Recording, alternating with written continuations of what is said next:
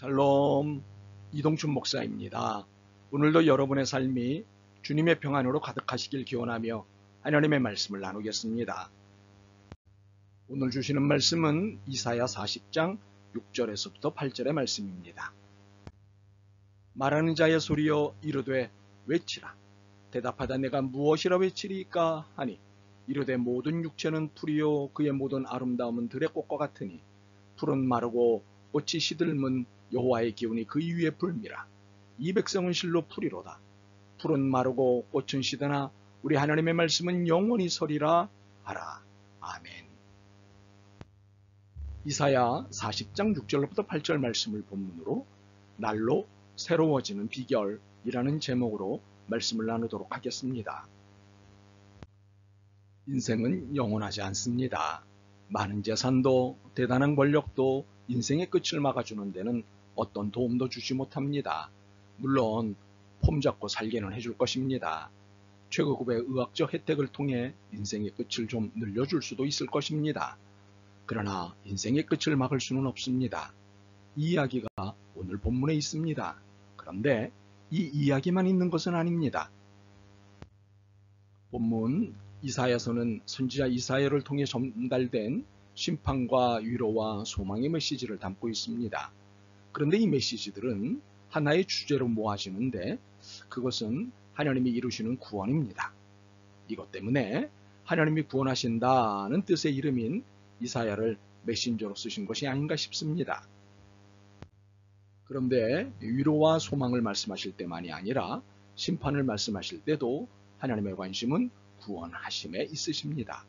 본문에서 당장 확인할 수 있습니다. 8절입니다. 풀은 마르고 꽃은 시드나 우리 하나님의 말씀은 영원히 서리라 하라. 풀은 마르고 꽃은 시든다는 것은 자연스러운 현상입니다. 그런데 이 자연스러운 현상은 슬프게도 죄의 결과입니다. 로마서에서 설명하듯 인간의 죄로 인해 피조물이 받는 고통입니다. 그런데 본문이 말씀을 건네는 대상은 풀과 꽃이 아닙니다. 6절과 7절입니다. 말하는 자의 소리여 이르되 외치라. 대답하되 내가 무엇이라 외치리까 하니 이르되 모든 육체는 풀이요 그의 모든 아름다움은 들의 꽃과 같으니 풀은 마르고 꽃이 시들면 여호와의 기운이 그 위에 불미라. 이 백성은 실로 풀이로다.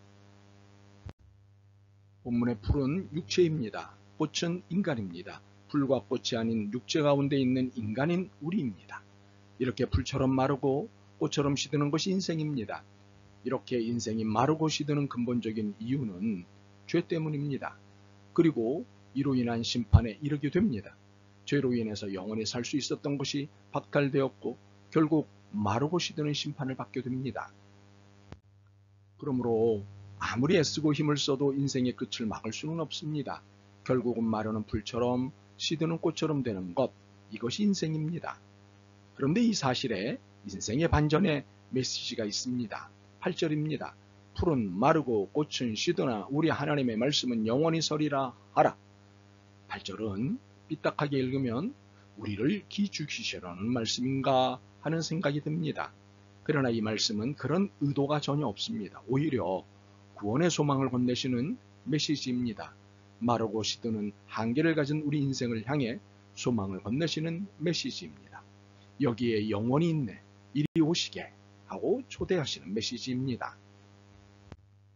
사실 우리가 하나님께 대들지 하나님은 우리를 기죽이지 않으십니다. 시들고 마르는 한계를 가진 존재에 불과하면서도 마치 대단한 존재인 양 구는 우리입니다. 이 버릇없는 태도를 보시면서도 하나님은 우리를 기죽이지 않으십니다. 시들고 마를 인생임에 오히려 긍휼함을 보이실 뿐입니다. 오히려 자비가 발동하십니다. 오히려 위로와 소망을 주십니다. 이사야 40장 11절은 이를 보여주십니다. 그는 목자같이 양떼를 먹이시며 어린 양을 그 팔로 모아 품에 안으시며 젖먹이는 암컷들을 온순히 인도하시리로다. 그렇습니다. 풀과 같이 반드시 마르고 꽃과 같이 반드시 시드는 우리의 인생을 향해 여기에 영원히 있네, 이리 오시게 하고 초대하십니다. 하나님의 이러한 초대에 우리는 응하면 됩니다. 방금 읽은 11절을 따라 그대로 응하면 됩니다. 먹이실 때 먹고 안으실 때 안기고 인도하실 때 따르면 됩니다. 이것이 하나님의 방식으로 사는 태도입니다. 마태복음 6장에서 말씀하신 대로 무엇을 먹을까, 무엇을 마실까, 무엇을 입을까를 염려하는 대신 들의 백합화도 입히시고 공중의 새들도 먹이시는 하나님을 의지하며 따르는 것입니다. 이것은 재물을 의지하는 삶에서 하나님을 의지하는 삶으로의 전환입니다. 그리고 이사야 40장에서 결코 지나칠 수 없는 말씀인 31절을 붙잡는 것입니다. 오직 여호와를 앙망하는 자는 새 힘을 얻으리니 독수리가 날개치며 올라간 같을 것이요 다른 박질하여도 곤비하지 아니하겠고 걸어가도 피곤하지 아니하리로다.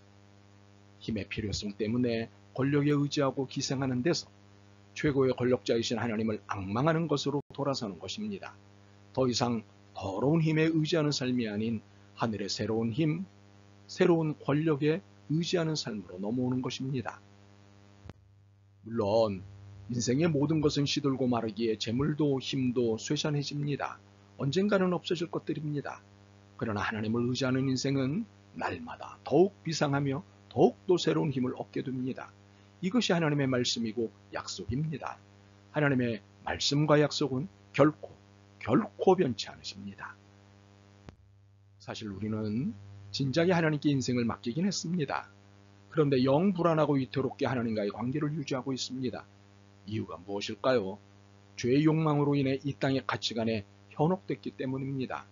비교를 통해 열등과 우등을 가르는 방식에 현혹됐기 때문입니다. 편리함과 여유로움이 풍성한 삶이라는 시대적 조류에 동의했기 때문입니다. 누림과 열림이 사람답게 사는 삶이라는 시대적 가치에 동조했기 때문입니다. 이처럼 이 땅의 가치관에 현혹되고 동의하고 동조한 탓에 하나님과의 관계가 불안하고 위태롭습니다. 평강과 안녕의 삶을 기대하지만 이러한 삶을 살 수 없습니다. 믿음이 있다지만 샬롬은 없습니다. 결국 선은 원하나 악을 저지르는 우리입니다. 이제 다시 결단해야 할 때입니다. 현혹되고 동의하고 동조하고 있는 이 땅의 가치관을 주님 앞에 내려놓아야 합니다. 그리고 주님이 주신 십자가를 짊어져야 합니다. 그것은 하나님 나라의 가치관입니다. 그것은 재물이 아닌 하나님의 공급하심을 의지하는 삶입니다.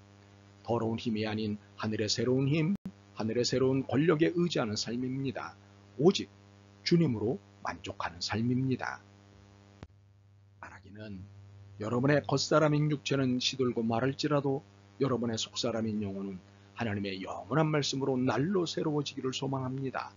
새 힘을 얻어 독수리 날개치며 올라간 같은 거룩한 삶을 더욱 살게 되길 소망합니다. 아멘.